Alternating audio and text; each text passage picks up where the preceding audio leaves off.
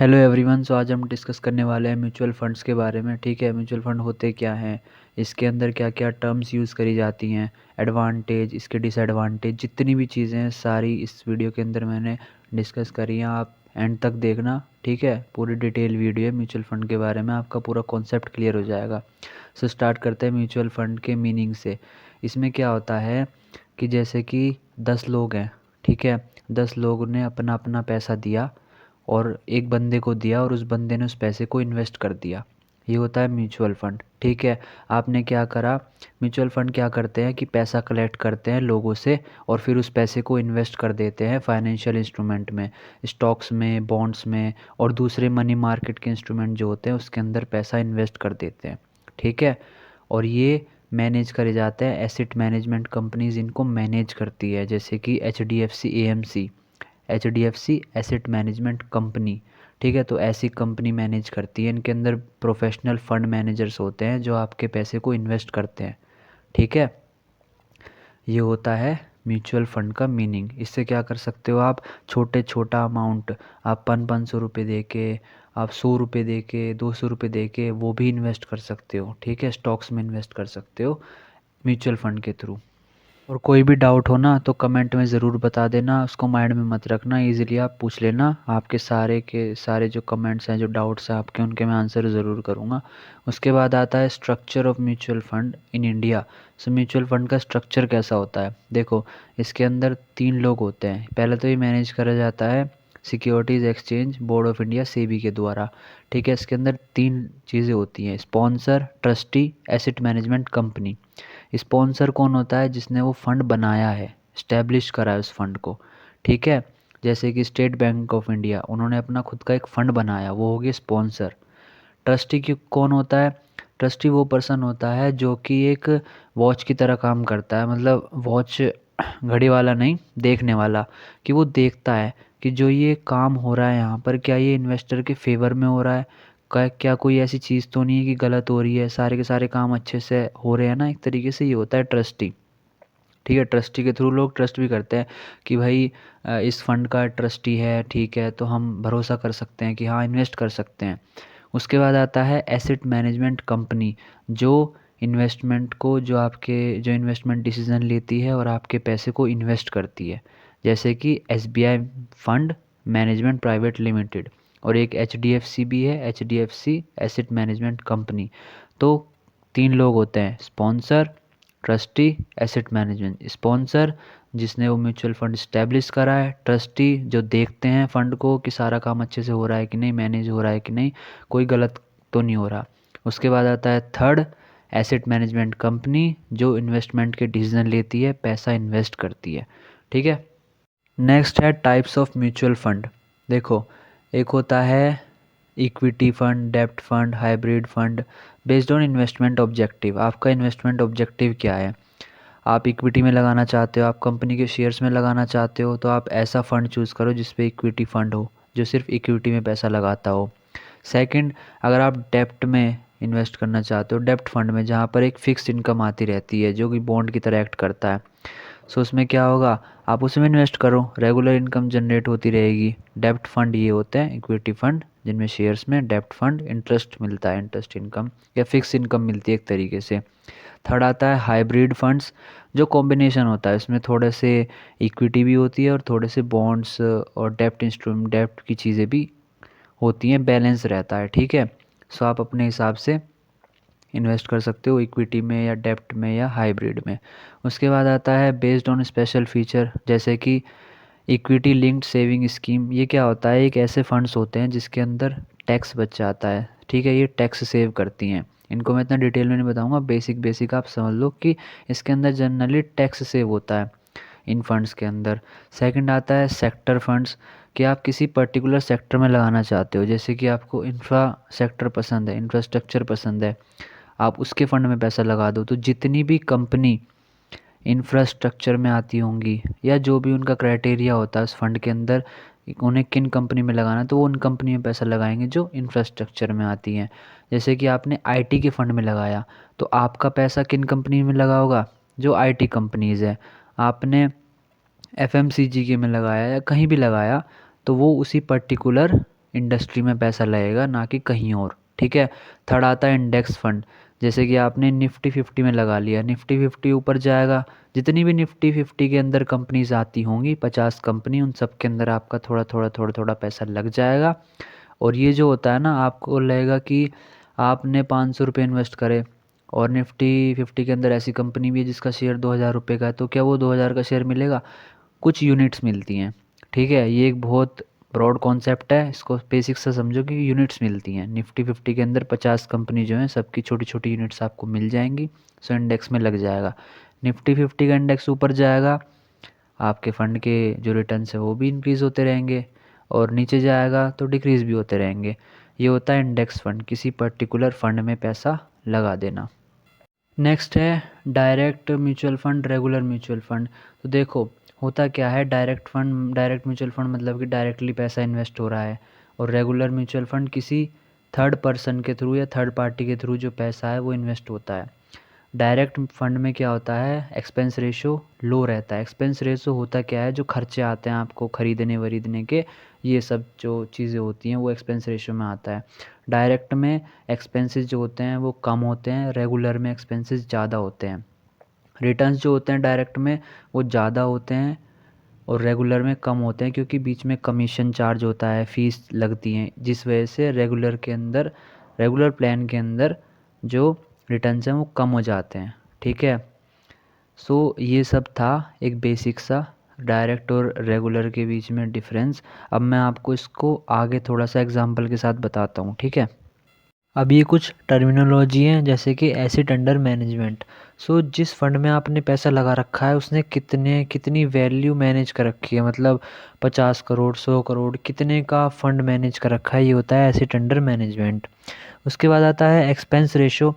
Expense ratio क्या होता है कि ये कुछ वो रेशोज़, एक तरीके से वो एक्सपेंसेस होते हैं जो फंड को, इन सब को मैनेज करने के लिए काम आते हैं, जनरली छोटे मोटे एक्सपेंसेस होते हैं। सो ये होता है एक्सपेंस रेशो। थर्ड आता है एग्ज़िट लोड। जब कोई भी इन्वेस्टर जो होता है वो एग्ज़िट लोड कब चार्ज होता है, कोई स्पेसिफिक पीरियड से पहले ही कोई इन्वेस्टर जो होता है वो एग्ज़िट करता है, तो तब एग्ज़िट लोड चार्ज होता है, कुछ परसेंटेज होता है वो चार्ज होता है आपसे। फोर्थ आता है डिविडेंड ऑप्शन, ग्रोथ ऑप्शन। अब आप नीचे देख रहे होंगे, एक आईसीआईसी का है, एक एसबीआई का पीएसयू फंड है, ठीक है। डायरेक्ट आपको समझ में आ गया होगा और रेगुलर समझ में आ गया होगा। अब यहाँ लिखा है डायरेक्ट, अब डायरेक्ट के आगे लिखा है ग्रोथ। अब ग्रोथ ऑप्शन क्या है और डिविडेंड ऑप्शन क्या है। ग्रोथ ऑप्शन तो क्या है कि सपोज़ करो आपने किसी ऐसे फंड में पैसा लगा रखा है जिस फंड के अंदर एक ऐसी कंपनी आती है जो कंपनी डिविडेंड डिक्लेयर करती है, तो ग्रोथ ऑप्शन अगर आपने चूज़ किया है तो उसके अंदर क्या होगा कि आपका जो डिविडेंड है वो दोबारा से री इन्वेस्ट हो जाएगा, जो आपके प्रॉफिट्स हैं जो भी है वो री इन्वेस्ट हो जाएगा। लेकिन डिविडेंड ऑप्शन में क्या होता है कि आपको पीरियोडिक पे आउट मिलता है इन्वेस्टर को, ठीक है। डिविडेंड ऑप्शन अगर आप चूज़ करते हो तो उसका जो पे आउट होता है वो आपके अकाउंट में ट्रांसफ़र हो जाता है, आपको मिल जाता है। सो ये होता है डायरेक्ट ग्रोथ, डायरेक्ट डिविडेंड, ठीक है। यहाँ रेगुलर भी हो सकता है, बस ये है, नीचे आप देख लेना, ये मैंने 2 एग्जांपल लिए हैं, ठीक है। तो ये होता है। फिर आता है यहाँ पर fifth benchmark index. So generally होता क्या है, हर एक जो फंड होता है वो उसके बेंचमार्क होता है, कंपेयर करा जाता है। जैसे कि आपका कोई भी मिड कैप है, वो किसी और फंड के साथ, किसी और इंडेक्स के साथ कंपेयर कर लेते हैं कि इसकी कितनी परफॉर्मेंस है, देखो मिड कैप इतना परफॉर्म कर रहा है, हमारा जो फंड है वो इससे ज़्यादा परफॉर्म कर रहा है, तो ये होता है बेंचमार्क इंडेक्स, ठीक है। अब एक एग्जांपल के थ्रू समझते हैं। सपोज़ करो कि आपने डायरेक्ट प्लान चूज़ किया है और रेगुलर प्लान चूज़ किया है, दोनों प्लान चूज़ किए हैं। डायरेक्ट प्लान के अंदर एक्सपेंस रेशो है कितना, 1% पर ईयर, और रेगुलर प्लान के अंदर एक्सपेंस रेशो है 1.75% पर ईयर। आपने इन्वेस्ट करे हैं 1 लाख रुपए 10 साल के लिए, ठीक है, लमसम पे किया है। अब आपका खर्चा कितना आएगा डायरेक्ट प्लान के अंदर, एक्सपेंस कितना होगा, वो होगा 1000 रुपये का पर ईयर, और रेगुलर प्लान के अंदर 1750 रुपीज़ का। अब आप देख रहे हो 750 रुपये का फ़र्क है दोनों में, ठीक है। तो डायरेक्ट प्लान के जो खर्चे हैं वो सस्ते पड़ रहे हैं और रेगुलर प्लान के जो खर्चे हैं वो ज़्यादा पड़ रहे हैं, ठीक है। अब आप नीचे देखो 12% एनुअल वो लिए रिटर्न्स लिए, एज्यूम करें, तो 10 साल बाद अगर आपने डायरेक्ट प्लान चूज़ किया है, ठीक है, तो आपको रिटर्न मिलेंगे 3,10,585 रुपीज़। और अगर आपने रेगुलर प्लान चूज़ किया है तो कितना मिलेगा? 2,92,063 रुपीज़। तो आप देख ही पा रहे हो कि 18,522 रुपये का डिफरेंस है। ठीक है, तो आप क्या करोगे? डायरेक्ट प्लान में 18,522 रुपये कम पे करोगे, क्योंकि रेगुलर प्लान में आपके खर्चे जो हैं वो ज़्यादा बैठ रहे हैं और डायरेक्ट प्लान में आपके खर्चे जो हैं वो कम बैठ रहे हैं। ठीक है, तो डायरेक्ट में आपके रिटर्न भी ज़्यादा होंगे और इनकम मतलब जो भी है रिटर्न्स आपके ज़्यादा होंगे और खर्चे कम होंगे, और रेगुलर के अंदर आपके खर्चे ज़्यादा होंगे और रिटर्न्स भी कम हो जाएंगे एक्सपेंस की वजह से। ठीक है, आई होप कि आपको जितना बताया समझ में आ गया होगा। कोई भी अगर डाउट हो तो कमेंट में बता देना। ठीक है, चैनल को सब्सक्राइब कर देना, वीडियो को लाइक करना और शेयर भी कर देना। ठीक है, और अगर आपको कोई भी डाउट हो तो एक बार जहाँ पर डाउट है आपको उसको दोबारा देख लेना, और फिर भी अगर डाउट क्लियर ना हो रहा हो तो आप कमेंट में ज़रूर पूछ सकते हो डिटेल में अच्छे से। उसके बाद आते हैं हम वर्किंग देखते हैं, म्यूचुअल फ़ंड की वर्किंग क्या है। Investor pools money into the mutual fund, investor जो हैं वो पैसा डालेंगे, ठीक है, म्यूचुअल फंड में। फिर फंड मैनेजर जो है वो इन्वेस्ट करेगा सिक्योरिटीज़ में, जो फाइनेंशियल इंस्ट्रूमेंट में, फंड के ऑब्जेक्टिव के अकॉर्डिंग। अगर आपने इक्विटी में लगाया है तो जो फंड मैनेजर है वो इक्विटीज़ में पैसा लगाएगा। ठीक है, और returns are generated through capital appreciation, interest और डिविडेंड्स। इनके थ्रू क्या होगा? आपके रिटर्न जनरेट होंगे। कैपिटल एप्रिशिएट हो रही है, इक्विटी के प्राइस बढ़ रहे हैं और तो आपके रिटर्न्स भी इंक्रीज हो जाएंगे, या जो भी है। Investor get units in portion to their investment. देखो होता क्या है, सपोज़ करो आपने SIP ली 500 रुपये की और निफ्टी 50 में लगा रखा है। अब निफ्टी 50 में 50 कंपनियाँ आती हैं। अब ये थोड़ा ना है कि हर एक कंपनी का एक एक शेयर मिल जाएगा, उसमें क्या होता है आपको छोटी छोटी यूनिट्स मिलती हैं। ठीक है, उसकी वैल्यू बढ़ेगी तो क्या होगा? आपकी इन्वेस्टमेंट की भी वैल्यू बढ़ जाएगी और आपको रिटर्न्स मिलेंगे। सो ये ओवरऑल क्या थी? वर्किंग थी। ठीक है, फिर लास्ट में था investor can redeem units at net asset value. So ये भी एक थोड़ा डिटेल वाला टॉपिक है, इसको मैं फिर कभी अगली वीडियोज़ में बताऊंगा। अभी के लिए बस आप ये वर्किंग समझो। Investor pool money into mutual fund, उसके बाद जो फंड मैनेजर है वो जिस भी फंड में आपने पैसा लगाया उसके अकॉर्डिंग वो पैसा इन्वेस्ट करेगा और आपके प्रॉफिट्स और रिटर्न्स जनरेट होंगे। ठीक है, नेक्स्ट है म्यूचुअल फंड इन्वेस्टमेंट मेथड। सो आप लमसम के थ्रू कर सकते हो, सिस्टमैटिक इन्वेस्टमेंट प्लान और सिस्टमैटिक विड्रॉल प्लान ये एक अलग चीज़ है। ठीक है, सो लमसम क्या है कि आप एक ही बार में 20 लाख रुपए, 15 लाख रुपए, 25 लाख रुपए जितने भी आपने क्या करा फंड में डाले और छोड़ दिए, लगे रह गए, अब कोई दिक्कत नहीं। ठीक है, सो ये तो हो गया लमसम, एक ही बार में पे करके ख़त्म मैटर। अब आता है सिस्टमैटिक इन्वेस्टमेंट प्लान। इसमें क्या हो गया कि आपने महीने की इंस्टॉलमेंट करवा दी कि मेरे हर महीने 500 रुपये, 1000 रुपये, 5000 रुपये काटते रहना अकाउंट में से और म्यूचुअल फंड में लगा देना। ठीक है, सिस्टमैटिक विड्रॉल प्लान में क्या होता है, आपने सपोज़ करो कि आपने म्यूचुअल फंड में लगा रखे थे, आपके 30 लाख रुपये लगे हुए थे। अब आपने कहा कि भाई मेरे तो हर महीने 20,000 रुपये या 30,000 रुपये विड्रॉल करते रहना। तो हर महीने म्यूचुअल फंड क्या होगा कि उसमें से 30,000 रुपये निकलेंगे और आपके खाते में आ जाएंगे। अब आप उनको यूज़ कर सकते हो पैसों को। ठीक है, अब लमसम में या SIP में किस में फ़ायदा है? दोनों के फ़ायदे नुकसान बताता हूँ मैं। लमसम में क्या होगा कि लमसम में आपने एक तरीके से समझो कि एक ही बार में पैसा लगा के छोड़ दिया, ख़त्म। सपोज़ करो आपने कोई 1,000 रुपये का शेयर था, लमसम में 1,000 रुपये का शेयर बाय किया। ठीक है, और वो 1,000 रुपये का शेयर मान लो 900 आ गया, आपका 100 रुपये का लॉस चल रहा है। ये तो हो गया लमसम। अब दोबारा आपको प्रॉफिट दिखाने के लिए वो 1,000 रुपये से ऊपर जाना चाहिए, तभी आपका प्रॉफिट दिखेगा लमसम के अंदर। ठीक है, लेकिन सिस्टमैटिक के अंदर आपने वो शेयर था वो 1,000 रुपये का था, तब बाय किया आपने। अब सपोज़ करो वो 900 आ गया, आपने दोबारा बाय किया, अब आपका एवरेज ऑफ होके कितना आ जाएगा? 950 रुपये आ जाएगा।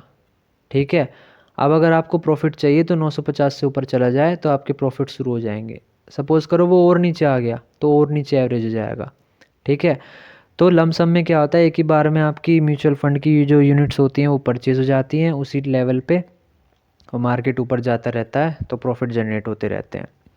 और सिस्टमैटिक में क्या होता है, एवरेज होता रहता है, हर महीने आपकी जो यूनिट्स हैं वो एवरेज होती रहेंगी। ठीक है। ऊपर ऊपर ऊपर ऊपर अगर एवरेज हो रहा है, ऊपर मार्केट जा रहा है तो हल्के हल्के आगे आगे एवरेज होती रहेंगी, और अगर मार्केट नीचे जा रहा है तो नीचे नीचे एवरेज होती रहेंगी। और जैसे ही मार्केट एकदम से उठेगा तो आपकी एसआईपी पे जो रिटर्न्स हैं वो भी अच्छे खासे इंक्रीज़ हो जाएंगे।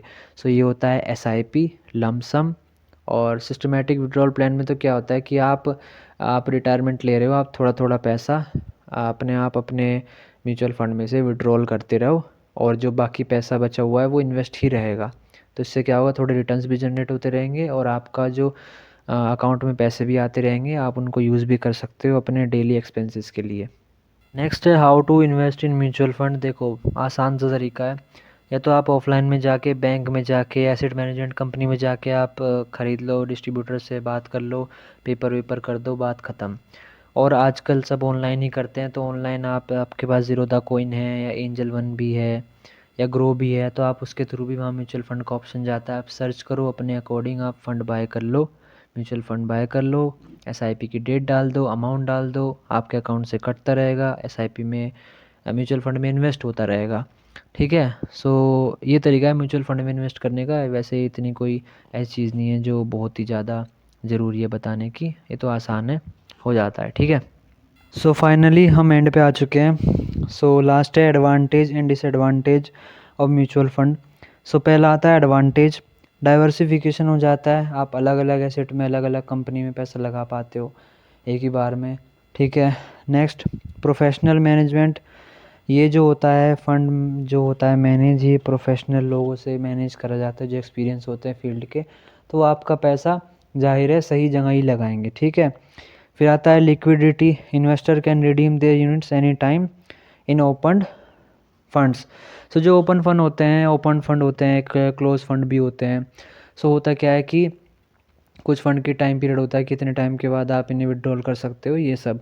तो अगर उसका टाइम पीरियड कम दिया है कि आप कुछ टाइम बाद ही विड्रॉल कर सकते हो, तो कर सकते हो। उसके बाद आता है टैक्स बेनिफिट, जैसे कि बताया ELSS जो है, इसमें क्या होता है, इसमें आपको टैक्स बेनिफिट मिल जाता है। SIP सिस्टमेटिक इन्वेस्टमेंट प्लान, ये आपको डिसिप्लिन अलाउ करता है कि आप हर महीने थोड़ा थोड़ा अमाउंट इन्वेस्ट करते रहो, क्या दिक्कत है अपनी इनकम का। सो ये होते हैं कुछ एडवांटेज। अब करते हैं डिसएडवांटेज। फर्स्ट है market risk, returns are not guaranteed. So मैं बता दूं कि इसमें रिटर्न्स गारंटी नहीं दिए जाते। मार्केट ऊपर है तो आपको रिटर्न्स मिलेंगे, मार्केट नीचे है तो आपको रिटर्न्स नहीं मिलेंगे। एक्सपेंस रेशो, फंड जो है ये मैनेज करा जाता है लोगों के द्वारा, प्रोफेशनल के द्वारा, तो उनके कुछ एक्सपेंस रेशो होते हैं सबको चीज़ों को मैनेज करने के, सो जिसकी वजह से थोड़ा सा रिटर्न्स पे इफेक्ट पड़ता है फ़ीस की वजह से। फिर आता है लॉक इन पीरियड, कुछ फंड्स में ऐसा होता है लॉक इन पीरियड होता है कि आप इतने टाइम के बाद ही विड्रॉल कर सकते हो। सो ये एक डिसएडवांटेज है। फोर्थ है over diversification, too many asset में लोअर पोटेंशियल रिटर्न्स। अब सपोज़ करो निफ्टी 50 में ऐसी कंपनीज है जो कुछ कंपनी आपने निफ्टी 50 के म्यूचुअल फंड में इन्वेस्ट कर रखा है।